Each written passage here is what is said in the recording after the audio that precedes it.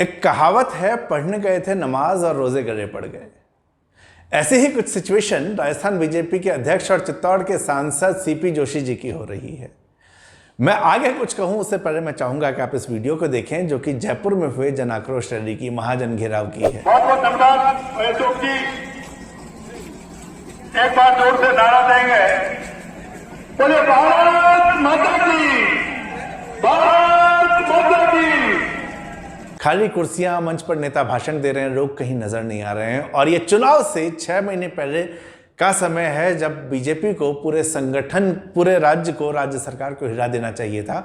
वहां पर वो 1-1.5 हजार लोग इकट्ठे करने में भी मशक्कत इसको करनी पड़ रही है। नमस्ते दोस्तों, मेरा नाम है नवीन चौधरी और आज के पंचायती में हम बात कर रहे हैं कि लोकप्रिय सांसद सीपी जोशी जी कहीं उस सिचुएशन में तो नहीं आ गए जहां पर कि कहावत कही जाती है, रजिया फंस गई गुंडों में। माफी चाहता हूं स्ट्राइक के लिए, लेकिन मुझे इससे उपयुक्त चीज अभी और कुछ नहीं मिली। कुछ समय पहले इसी चैनल पर हमने बात की थी कि क्या बीजेपी राजस्थान सिर्फ मोदी जी के भरोसे चल रही है, क्योंकि बीजेपी में जिस तरह की गुटबाजी थी और उसके बाद उसको चेंज करने का प्रयास हुआ, उसके बाद चीजें बेहतर होने की जगह खराब ही हुई हैं।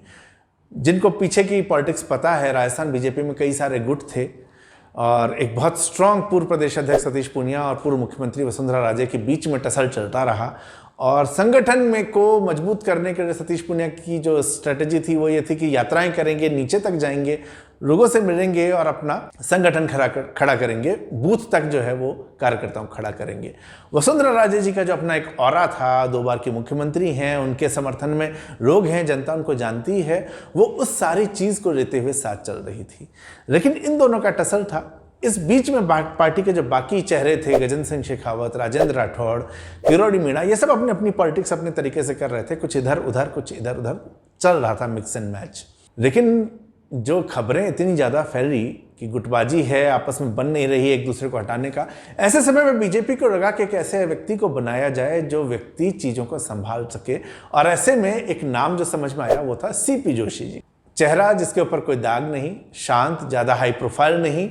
और जो कहावत मैंने उनके बारे में आपको कही कि गए थे नमाज पढ़ने और रोजे गले पड़ गए, वो इसलिए क्योंकि पिछले कुछ समय से खबर यह है कि सीपी जोशी जी केंद्रीय मंत्रिमंडल में एक जगह ढूंढ रहे थे कि उनको मंत्रिमंडल में रखा जाए।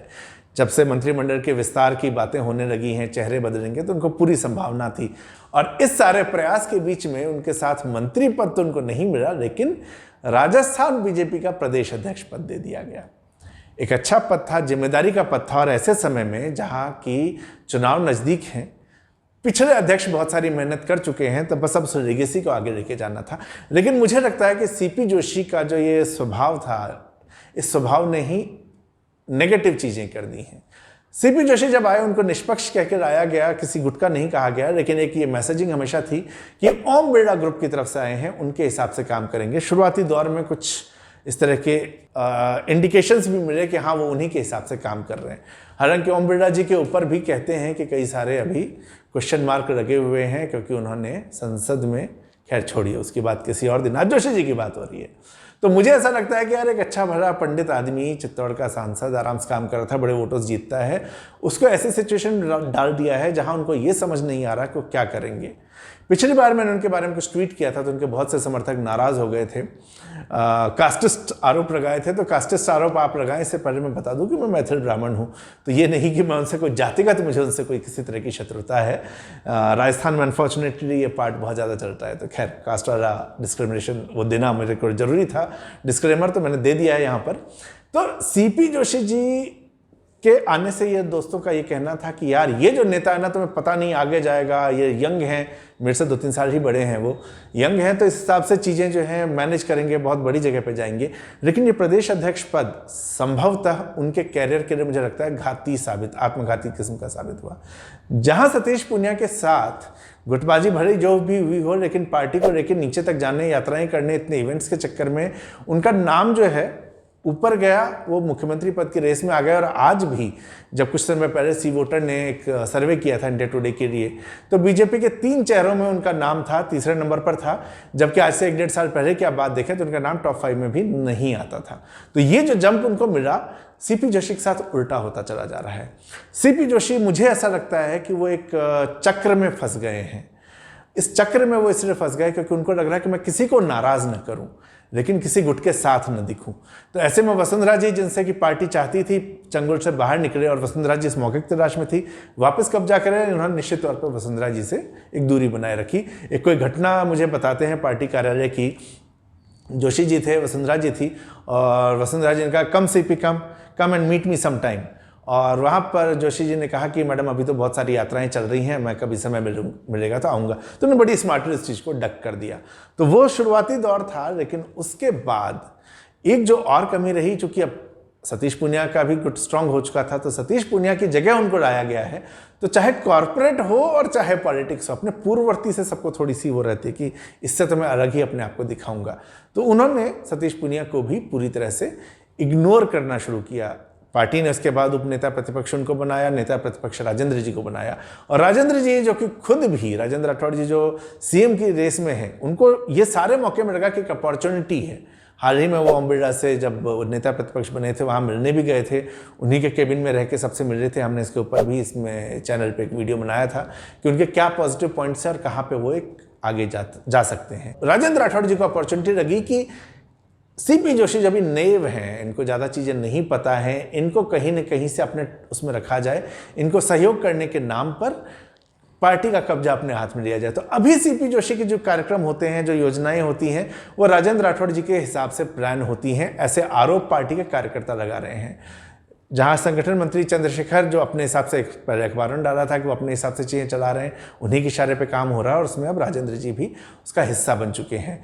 किरोड़ी मीणा प्रायः प्यादे बनते रहे हैं लोगों के, और अब जो है वो इनकी और राजेंद्र जी की जो दोस्ती है, दोस्ती नहीं, अगर मुझसे आप पॉलिटिक्स समझे तो इसमें किरोड़ी मीणा एक बेहतरीन प्यादे बने हुए हैं राजेंद्र जी के। जयपुर की जो ये रैली हुई है, जयपुर की रैली बहुत ज़्यादा चिंताजनक है। ये बीजेपी के लिए चिंताजनक इसलिए होनी चाहिए कि आपने ये सोच के चेंज किया कि गुटबाजी नहीं होगी, संगठन का जहाँ तक काम हो ऐसा आगे विस्तार होगा, बट अनफॉर्चुनेटली नए अध्यक्ष किसी और गुट के हाथों में कठपुतली बन चुके हैं, अपने हिसाब से वो डिसीजन नहीं ले पा रहे। इस जयपुर की रैली की जिम्मेदारी बताते हैं कि किरोड़ी मीणा जी को राजेंद्र जी ने पास ऑन कर दी कि आपसे भीड़ इकट्ठी करें, और 1-1.5 हज़ार की भीड़ भी इकट्ठी नहीं हुई। किरोड़ी मीणा जो बाबा और जन नेता माने जाते हैं, उनकी एक्चुअल कंडीशन ये है। तो ऐसी सिचुएशन के अंदर सीपी जोशी ने चुनाव से 6 महीने पहले प्रदेश की राजधानी में इस तरह से उस संगठन के बाकी लोगों को साथ नहीं लिया, तो इस तरह से एक पूरा प्रोग्राम फ्लॉप हुआ। कई सारे मीडिया हाउसेस ने यह भी कहा कि वसुंधरा राजे और सतीश पूनिया दोनों ही प्रदेश से बाहर हैं, ऐसे में क्या वाकई ये रैली सफल हो पाएगी? और हकीकत देखिए कि दिन होते होते वही चीज़ सही साबित हुई। हालांकि उसके बाद सीपी जोशी के समर्थकों ने, राजेंद्र जी के समर्थकों ने, और जिनको लगा कि नहीं ये तो मामला गड़बड़ हो गया, उन्होंने कई तरह की फोटो वीडियो डालने का प्रयास किया, दिखाने का प्रयास किया कि देखो भीड़ है, पानी की बौछार चल रही, जिसपे कि किसी ने ये बताया, कार्यकर्ता ने, उसका ऑडियो एक घूम रहा है आजकल, कि पुतले को आग लगाई गई थी, उसको बुझाने के लिए पानी चलाया गया और फिर गर्मी है, कार्यकर्ताओं को मजा आ गया, पानी के नीचे आ गया। इससे ज़्यादा वहाँ कुछ हुआ नहीं। अरुण चतुर्वेदी जी ने एक कदम और आगे बढ़ के काम किया। मुझे ये नहीं पता कि उन्होंने सीपी जोशी जी के बचाव के लिए किया है या उनकी पब्लिकली डंका लगाने के लिए किया है। 8 PM नो CM के ट्वीट के हैंडल पे भी आपको वो फोटो मिलेगी और ट्वीट मिलेगा। अरुण चतुर्वेदी जी लिखते हैं कि कांग्रेस ये कह रही है कि भीड़ नहीं आई थी, देखो भीड़ कितनी है। और जब आप इस फोटो को देखेंगे तो आपको समझ नहीं आएगा कि यार ये इस भीड़ तो थी नहीं, तो दिखाना क्यों चाह रहे हैं, क्या दिखाना चाह रहे हैं। तो ये जो एक संकट है कि सीपी जोशी के साथ, एक व्यक्ति के साथ होने के बाद वो बाकी जिन चीज़ों लोगों को साथ रहता नहीं ले पा रहे हैं। मुझे लगता है कि इस समय अशोक गहलोत, जिसकी कि हमने इस चैनल पे बात की, उन्होंने अपनी तरफ से हर घोड़े खोल दिए, हर दांव चल दिया है कि वो सत्ता में वापस आ सकें। एक परसेप्शन बना हुआ है कि छत्तीसगढ़ तो पूरी तरह से कांग्रेस के हाथ में, मध्य प्रदेश में भी 70-80% चांस कांग्रेस के बन रहे हैं, और राजस्थान जो एक सेफ जगह थी बीजेपी के लिए, वो राजस्थान भी आज की डेट में अब कमज़ोर होता चला जा रहा है। और कोई बड़ी बात नहीं बीजेपी ये हार जाए। लोग ये कहते थे कि ये हो सकता है, लेकिन नीचे ग्राउंड पे कहानी अलग होती है। पर अब जैसे काम पार्टी का हो रहा है, सीपी जोशी जिस तरह से कमज़ोर हो रहे हैं, जिस उद्देश्य से वो आए थे पार्टी के नेताओं को साथ लेके आए और चीज़ों को आगे बढ़ाएं बिना गुटबाजी के, वो चीज़ें हो नहीं पा रही हैं। संगठन बहुत ज़्यादा कमज़ोर है। सीपी जोशी नई टीम इस समय में बनाने में असफल रहेंगे, बनाएंगे भी तो वो टीम काम कब करेगी, क्योंकि चुनाव बहुत नज़दीक है। एग्जिस्टिंग टीम के अंदर बहुत सारे अच्छे लोग हैं जिनको कि सतीश पूनिया द्वारा ही रखा गया है, तो उनको इस्तेमाल संभवतः नहीं किया जा रहा है। लेकिन इसी टीम में बहुत सारे ऐसे लोग भी हैं जिनसे काम हो ही नहीं सकता, वो इन दिनों उनको भी सतीश पूनिया नहीं रखा था, लेकिन वो लोग जो है इस समय सीपी जोशी के करीब ज़्यादा दिख रहे हैं। उदाहरण के तौर पे कई मोर्चों का आप अगर आप देखना शुरू करेंगे, राजस्थान में जो बड़े बड़े मुद्दे हुए, जैसे महिला अपराध एक था, तो आप देखिए कि एक पूरा मोर्चा जिसको कि वो मुद्दा उठाना चाहिए था, पूरा पूरा फ्लॉप हो गया। लेकिन वो मोर्चे से जुड़े लोग आसपास में ज़्यादा नजर आ रहे हैं सीपी जोशी के। इसी तरीके से तो जिन्होंने काम नहीं किया वो उनके आसपास घेरा बना चुके हैं, जो काम कर रहे हैं उनको ये पॉलिटिक्स के चक्कर में साथ नहीं लेके आ रहे हैं।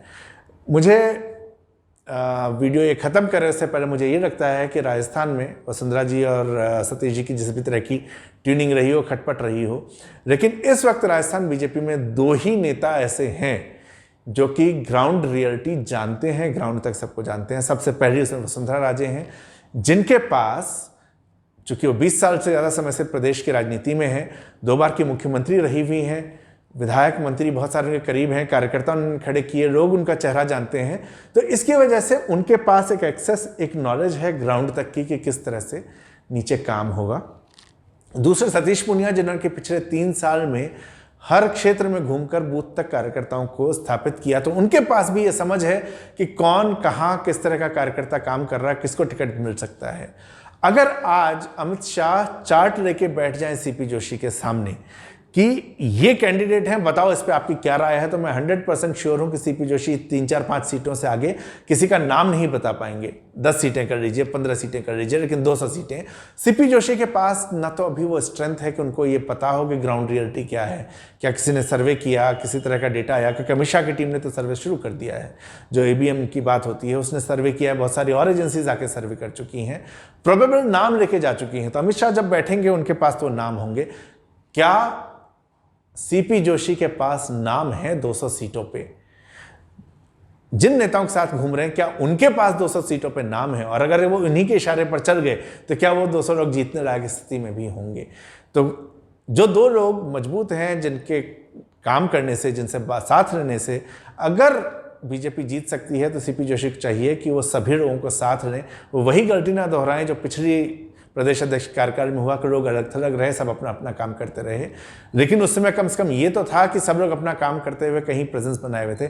आज की तारीख में सतीश पूनिया एक अलग डायरेक्शन में जा रहे हैं। मैं हाल ही में उनके साथ एक आमेर रोजगार फेयर, उन्होंने रोजगार मेला उन्होंने करवाया था, वो देखने गया था। तो मैंने देखा कि पूरा अपने विधानसभा में फोकस हो गए हैं। बाकी कई चीज़ों के विदेश जा रहे हैं, क्यों जा रहे हैं, किसके कहने पर जा रहे हैं, ये तो मुझे नहीं पता, लेकिन विदेश जा रहे हैं, वो यात्राएं कर रहे हैं। वसुंधरा जी ने दिल्ली में कैंप कर रही है, एक एजेंसी उनकी ब्रांडिंग के लिए शायद काम करने की तैयारी कर रही है इस समय। ये सारी चीज़ें हो रही हैं। राजेंद्र जी पूरी तरह से सीपी जोशी जी को घेरे हुए हैं, उनके साथ साथ घूम रहे हैं। हालांकि उनकी टीम भी दिल्ली के चक्कर लगा रही है। और किरोड़ी मीणा वो न्यूसेंस है, मेरे हिसाब से न्यूसेंस, वो न्यूसेंस ही फैला रहे हैं। तो इन सारी चीज़ों में पार्टी वहीं के वहीं है। जोशी जी, टाइम है, आदमी ठीक हो, समय लंबा है, लंबी रेस के घोड़े बन सकते हो, लेकिन जो आज चल रहा है ये आपका कैरियर आने वाले समय के लिए मुझे लगता है कि जोशी जी का ख़त्म कर सकता है। तो ये थे दोस्तों आज की पंचायती। अगर आपको लगता है कि कुछ इसमें गलत था तो आप कमेंट्स में, आपका स्वागत है, डिबेट करें। सभ्य भाषा में डिबेट रहेगी। अगर मुझे उसमें लगेगा कि नहीं काउंटर कुछ है तो उसको हम काउंटर करेंगे, नहीं तो जिस पर जवाब दिया जा सकता है जवाब देंगे। सहमति होगी वहाँ सहमत हो जाएंगे। तो ये थी आज की पंचायती। हमारे साथ जुड़े रहिए, हमारा चैनल सब्सक्राइब करिए और वीडियो पसंद आए तो आगे शेयर करिए। Thank you.